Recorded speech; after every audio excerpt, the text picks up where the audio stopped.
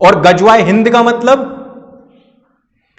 इस भारतवर्ष को, इस सनातन वैदिक धर्म के जहां से उद्भव हुआ, जहां से स्टार्टिंग हुई और जहां फिलहाल वो फल फूल रहा है, उसको पूर्ण रूपेण समाप्त कर, खत्म कर, या तो यहां के लोगों को कन्वर्ट कर लिया जाए या तो इनको बिल्कुल पूरी तरीके से खत्म कर दिया जाए और यहां के स्रोतों पर अपना कब्जा करके फिर आगे की लड़ाई लड़ना।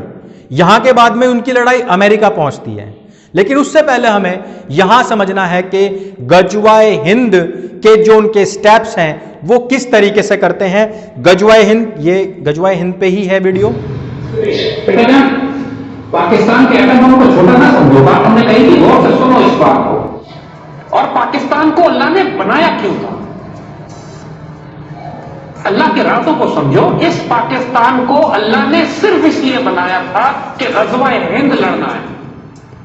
हुजूर की इस हदीस में पूरा होना है कि हिंदुस्तान पर मुसलमान दोबारा कब्जा करेंगे, और जिसके लिए पाकिस्तान को एक फौजी ताकत और एटमी क़ुव्वत बनना था, यह पाकिस्तान के बनने की वजह है, बाकी नहीं है। हुजूर की हदीस है, लाजिम होना है, उम्मीद बाकी नहीं, होना है।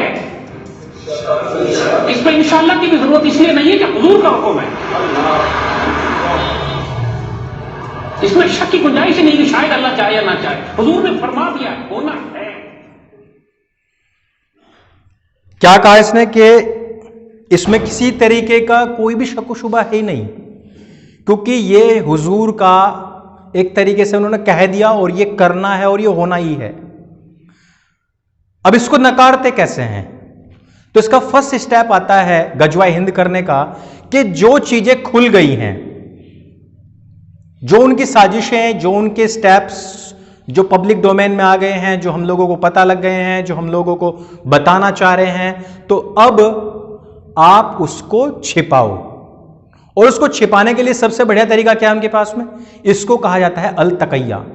और इस अल तकैया को करने के लिए इस्लाम में स्पेशली कुछ आयतें हैं और उन्होंने उसमें बताया है कि जब आप कहीं फंस जाओ, वो एक मुंशी प्रेमचंद ने भी एक कहीं पर कहा है, उसको कहावत के रूप में फिर बताया गया कि जिस पैर के नीचे तुम्हारी गर्दन दबी हुई हो उस पैर को सहलाना ही ठीक है। झूठ बोलो, धोखा दो। अगर कहीं पे भी तुम्हें यह पता लग जाए कि इस्लाम की वास्तविकता क्या है, जैसे कि कल टीएमसी के मैंने बताया कि एक मुस्लिम नेता थे, तो उन्होंने कहा कि हम 4 पाकिस्तान बना लेंगे, इतनी तादाद हो चुकी है हमारी। तो मुसलमानों ने तुरंत ये कहना शुरू कर दिया, यार इस जैसे मुसलमानों ने ही हमें बदनाम कर रखा है, नहीं तो सारे मुसलमान अब्दुल कलाम जैसे हैं।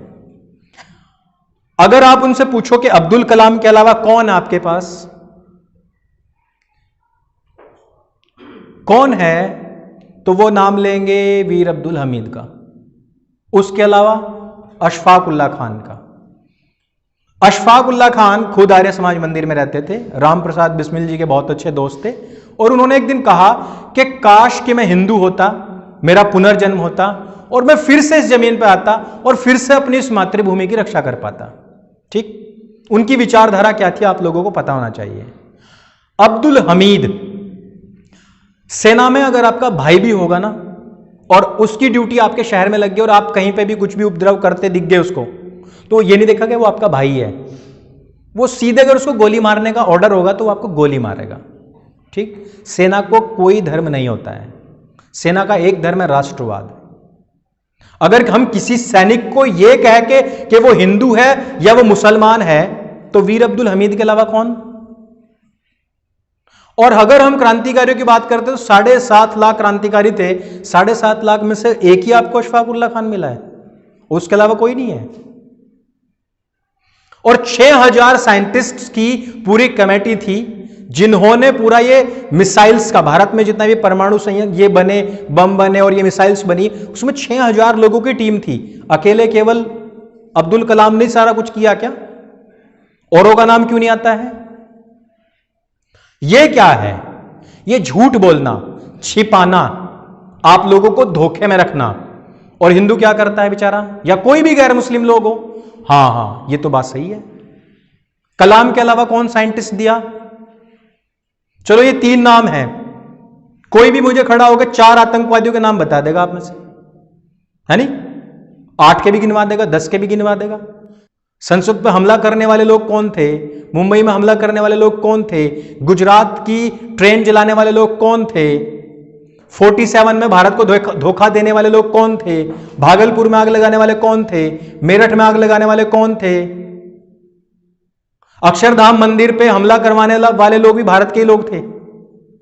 और जो अभी जो फैसला आया है दिल्ली का, बाटला हाउस, वो लोग कौन थे? वो सब तो भारतीय मुसलमान थे। तो उनके नाम क्यों नहीं गिनवाए जाते? ये वो अलतकैया होता है जो आप लोगों के सामने रखी जाती है कुछ बातें कि इस्लाम एक ऐसा मजहब जिसमें कहा गया है कि एक व्यक्ति की जान लेना मतलब पूरी इंसानियत को खत्म कर देना। और जब यही सवाल मैंने उठाया जी न्यूज की एक डिबेट में, तो मैंने कहा भाई आप, यह आयत थी 5:32, आप 5:32 की बात करते हो, लेकिन आप उससे पहले और उसकी बाद की आयत 5:31 और 5:33 को देख लो। 5:31 में और 5:33 में स्पष्ट तौर पर लिखा हुआ है कि यदि कोई भी व्यक्ति इस्लाम के खिलाफ जाता है तो उसके हाथ विपरीत दिशाओं में काट देने चाहिए। यानी कि यह हाथ कटा है तो यह पैर काट देना चाहिए, उसको सूली चढ़ा देना चाहिए, उसको देश से निकाल देना चाहिए, उसको बेइज्जत कर देना चाहिए। तो आप लोग जो यहां बैठे हुए हैं 5-5 पैनलिस्ट, मुस्लिम पैनलिस्ट, आप मुझे जवाब दो कि आप उनके बारे में क्यों नहीं बात करते? उसके बाद में दंगे ना हो जाए इसलिए किसी ने भी, देखो पुलिस केंद्र सरकार के अंदर में है, ना ही तो राज्य सरकार ने और ना ही केंद्र सरकार ने, किसी ने भी उस पर कोई एक्शन नहीं लिया था। कोई दंगा नहीं भड़का, कोई हिंदू नहीं गया। कारण क्योंकि उसके मां बाप जो थे उनको भी उस समय भाईचारे की पीपनी बजानी थी, तो उन्होंने खूब बजाई और उन्होंने घर बुला के फिर इफ्तारी दी थी। और सरकार ने भी उनको कुछ मुआवजा नहीं दिया था। जबकि दिल्ली के अंदर ही एक मुस्लिम की रोड रेज में हत्या हुई थी, उसको 1 करोड़ रुपया दिया गया था और उसकी वजह यह थी कि अगर उन लोगों को थोड़ी सी भी आंच कहीं आई विक्टिम कार्ड खेलते हुए तो उनका वोट बैंक खत्म हो जाएगा। दिल्ली के अंदर कोई इतनी बड़ी तादाद नहीं है, दिल्ली के अंदर इतनी बड़ी तादाद नहीं है कि सरकारें उनसे डरे कि हमारा वोट बैंक खिसक जाएगा। अगर वो एकमुश्त होकर भी किसी को वोट करेंगे तो भी कोई फर्क नहीं पड़ता 2-4 सीट के अलावा, लेकिन फिर भी वो इस लेवल पे जाकर के आतंक मचाते हैं ताकि उन लोगों का दबदबा लगे और लगे कि ये एकजुट है और लगे कि वो लोग हिंसा कर देंगे, आगजनी कर देंगे, खत्म कर देंगे, मंदिर तोड़ देंगे, अंकित सक्सेना को मार देंगे, ध्रुव त्यागी को मार देंगे, वो राहुल राजपूत को मार देंगे, वो कहीं जाकर के किसी तोमर लड़की निकिता तोमर को मार देंगे। उस डर की वजह से सब सरकारें, सब लोग अपने घरों में पैक होकर के बैठ जाते हैं, कोई लड़ाई लड़ने की तैयारी में नहीं लगता है और अपने अपने घरों में बैठे हुए लोग फिर एक ना एक दिन उसी तरीके से मारे जाते हैं जिस तरीके से आंख बंद करने वाले कबूतर मारा जाता है। बिल्ली को देख के अगर कबूतर ने आंख बंद कर ली तो इसका मतलब यह नहीं है कि बिल्ली वहां से गायब होगी, बिल्ली को मौका मिल गया है। जब आपके घर में आग लग रही होती है तो दूसरा पड़ोसी इसलिए नहीं आ रहा होता है क्योंकि उसके घर में आग नहीं लगी हुई है। जब एक मुर्गे को उठाया जाता है तो दूसरे मुर्गे चोंच मारने नहीं आते क्योंकि उसको उठाया जा रहा है, हमें नहीं, लेकिन हर मुर्गे का नंबर आता है। और आज की तारीख में अगर हम ये कहें कि हमारे हिंदू समाज के लोग उन्हीं पिंजरे में बंद मुर्गों की तरह हैं तो इसमें कुछ भी गलत नहीं होगा। वो बच्चों को क्या सिखा रहे हैं एक बार आपको देखना चाहिए।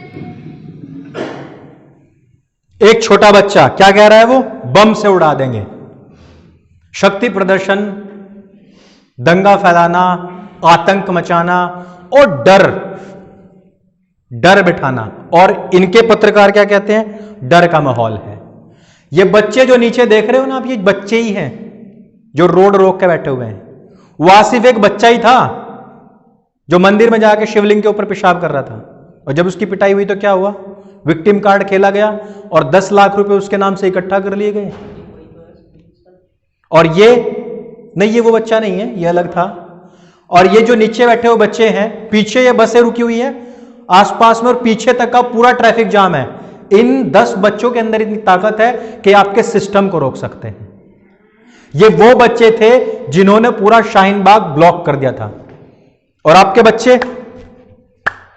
बच्चे क्या ब्लॉक करते हैं? आपके बच्चे आपका खुद का रास्ता ब्लॉक कर देंगे। यही होता है, क्योंकि हम लोग अपने बच्चों से स्नेह नहीं करते, हम अपने बच्चों से मोह करते हैं, है ना। ये छोटा एक और बच्चा है, ये गल्ले में पानी पीने के लिए जाएगा, अभी आप देखना, वो देख रहे हो उसकी मां है, वो बुरके वाली, आप समझ जाओगे। ये लोग क्योंकि कपड़ों से पहचाने जाते हैं, तो कपड़ों से उसकी मां पहचानी जा रही है। गले में रखा है एक गिलास पानी, और ये पानी पिएगा बेचारा यहां से, ना। ये पानी लिया इसने और ये चल दिया नीचे नीचे, ताकि किसी को पता ना लगे, और ये अपनी अम्मी के पीछे गया और यहां से दुकान से बाहर हो गए। वो इधर जो है दुकानदार को अपना साथ में लगाए हुए हैं। ये बच्चे हैं, तो ये बच्चों की ट्रेनिंग है। इस रूट लेवल से ट्रेनिंग स्टार्ट होती है। ये सीरिया के एक कैंप जकात फाउंडेशन ऑफ इंडिया, ये जकात फाउंडेशन ऑफ इंडिया जो है, ये हर साल जो सिविल सर्विसेज होती हैं उसकी तैयारी करवाता है, और ये तकरीबन हर साल 50,000 करोड़ रुपए का कलेक्शन करता है अपने लोगों से के लिए। फ्री कोचिंग वहां मिलती है, और वो कहां जाते हैं फिर? भारत के IAS, IPS, IRS, IFS बनते हैं। और ये लोग कौन होते हैं?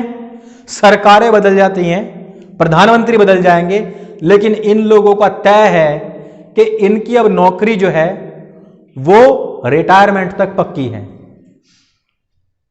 सरकार बदलने की आवश्यकता नहीं है इनको सरकार ऐसी बनी बनाई मिल जाएगी कि जिसको कोई भी हटाने वाला, कोई भी डिगाने वाला नहीं है। ये वो लोग हैं जो नेताओं को बताते हैं कि तुम्हें यह करना चाहिए और तुम्हें यह करना है। ये वो लोग बनते हैं, ये रूट लेवल पे काम करते हैं।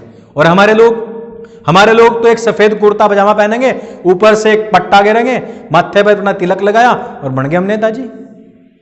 10 लोग पीछे नहीं होंगे, बन गए हम नेताजी।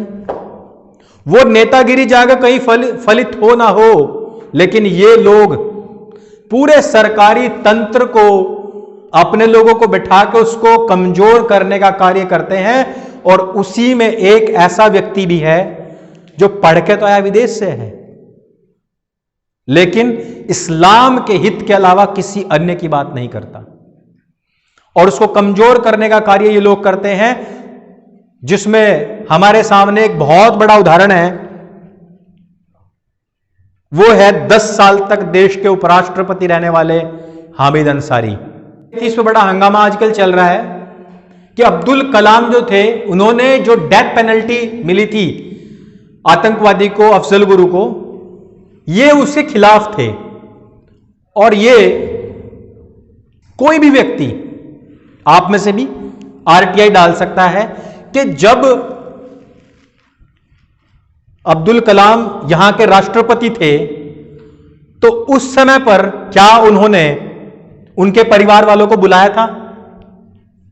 2 दिन के अंदर अंदर जैसे ही अब्दुल कलाम को यह बात पता पड़ी कि उसको फांसी होने वाली है, तो उन्होंने उसके परिवार वालों को अपने पास बुलाया। 2 दिन के अंदर अंदर उनसे मिलने का टाइम दिया। अगर आप राष्ट्रपति के प्रोटोकॉल को चेक करेंगे, देखेंगे, तो कोई भी व्यक्ति केवल 1 से 2 दिन के अंदर अंदर उनसे नहीं मिल सकता। उनके खुद के बहुत सारे तयशुदा कार्य रहते हैं 1 महीने तक के। जब हमको भी आर्य महासम्मेलन में बुलाना पड़ा था राष्ट्रपति जी को, तो कई महीने पहले इनविटेशन दिया गया था, बताया गया था बकायदा। अक्टूबर में हुआ था, कई महीने पहले उनको कहा गया, तब उनका टाइम पास हुआ, तब वो वहां पे आए थे। लेकिन वहां आप ये देखिए कि उनकी फैमिली राष्ट्रपति से मिल जाती है, जबकि पूरी दुनिया को यह पता था कि अफजल गुरु ने इतना बड़ा काम किया है कि उसके बाद में उसकी केवल और केवल मृत्युदंड हो सकता है, उसका कोई माफी नहीं हो सकती। लेकिन फिर भी ऐसा व्यक्ति, जिसको हिंदू हो या मुसलमान हो, सिख हो या ईसाई हो, सब समान रूप से बहुत महान नेता मानते हैं, बहुत महान राष्ट्रपति मानते हैं, उस व्यक्ति ने एक आतंकवादी के परिवार को अपने घर बुलाया और उनको सलाह दी कि आप इसकी जो डेथ पेनल्टी है उसमें एक पिटीशन लगाइए, जो होती है माफी की, वो माफ करने वाला मैं हूं। हम चाहे कुछ भी करें, लेकिन एक सिस्टम जो बना दिया गया है, उस सिस्टम में हम बहुत कमजोर हैं, उस सिस्टम में हम बहुत पिछड़े हुए हैं। हम भले ही आज बहुसंख्यक हो, लेकिन अंदर जो खाने की जो बात है, जो अंदर खाने का जो सिस्टम है, वो हमारे पक्ष में नहीं है। प्रधानमंत्री नरेंद्र मोदी के जहाज की तलाशी लेने वाला एक इस्लामिक व्यक्ति कोई अनपढ़ व्यक्ति नहीं था, बहुत पढ़ा लिखा व्यक्ति था, और वो उसी उच्च पदस्थ पद पर बैठा हुआ व्यक्ति था जो जहां पर जैडाफाई जकात फाउंडेशन ऑफ इंडिया भेजती है। एसवाई कुरैशी जो पूर्व चुनाव आयुक्त थे और जिसने अब फिर एक और बयान दिया है, वो व्यक्ति एक मस्जिद को बचाने के लिए पूरा का पूरा तंत्र लगा देता है। करेंगे, इस तरह धमकियां देंगे तो हम तो अपनी फिर हिफाजत करें। हमारी मां पे, हमारी जान पे, हमारे मुल्क पे जब आएगी तो फिर तो हम वही करेंगे जो हजरत इमाम हुसैन रज़ियल्लाहु अन्हु ने या अमीर हमजा रज़ियल्लाहु अन्हु ने किया था, और फिर हम सब करेंगे, और फिर हम इकट्ठे होंगे, और फिर सिर्फ 5 लाख फौज तो नहीं होगी, 22 करोड़ होगी, और 22 करोड़ भी नहीं होगी मोदी जी, कोई 30 करोड़ उधर भी आपके खिलाफ खड़े हो जाएंगे इस्लाम के नाम पे। फिर क्या करोगे? फिर तो गंगा जमुना नहीं, बहेरा अरब आपका ठिकाना होगा। तो संभल जाओ, संभल जाओ, अपने लोगों को भी जीने दो। गज़वा हिंद होनी है, आपको बहुत जल्दी है, चलें। गज़वा हिंद तो होनी है, लेकिन मोदी जी क्या आपको बहुत जल्दी है? यह वर्ड इस्तेमाल किया गया। दूसरा कि कोई 30 करोड़ मुसलमान भारत में भी हैं जो इस्लाम और कुरान के नाम पे एक हो जाएंगे, और ये वो नहीं कह रहा है, वो ऐसे ही नहीं कह रहा है कि उसके दिमाग में एक सपना आया रात को और उसने खड़े होकर अगले दिन यहां पैनलिस्ट बना और वो कह दिया कैसा हो जाएगा। दूसरे लोग ऐसे ही नहीं स्माइल कर रहे हैं। भारत में क्या चलता है उसके ऊपर उनकी हर टाइम निगाह रहती है। और ये तो केवल एक डिबेट है, अभी कुछ दिनों पहले आई थी, जिसमें कहा गया कि गज़वा हिंद करना और भी आसान है, क्योंकि आप ये समझिए कि ना केवल वहां के 30 करोड़ मुसलमान, बल्कि वो नाम लेता है ममता बनर्जी का, कांग्रेस का, ये सब लोग तो हमारे साथ हैं। बाटला हाउस में जो आतंकवादी भेजे गए थे, जिन्होंने दिल्ली को अलग अलग जगहों पे बॉम्ब ब्लास्ट किया था, उनके तार कहां से जुड़े हुए थे? पाकिस्तान से। वो जो आए दिन मुंबई में, दिल्ली के अंदर, हैदराबाद में, मेरठ में बम धमाके हुआ करते थे, उनके तार कहां से जुड़े होते थे? जैश ए मोहम्मद से। और जैश ए मोहम्मद बड़े खुले ईमेल्स कर करके इनको बताता कि हमने जिम्मेदारी ली है। तो वहां से अगर कोई व्यक्ति आए और भारतवर्ष में इतना आतंक मचा जाए आए दिन, जैसे वो नहीं होता दमाद कभी भी आया और अपना हो अल्लाह मचाया और फिर चले गए, तो वैसे पाकिस्तानी आतंकवादी हमारे देश में ये दामाद बने रहे अब से 7 साल पहले तक। और वो कॉन्फिडेंस है जो इनको ये बताता है कि वहां के लोग जो हमें सपोर्ट करते हैं इस्लाम के नाम पे, कुरान के नाम पे, वो लोग हमें फिर सपोर्ट करेंगे।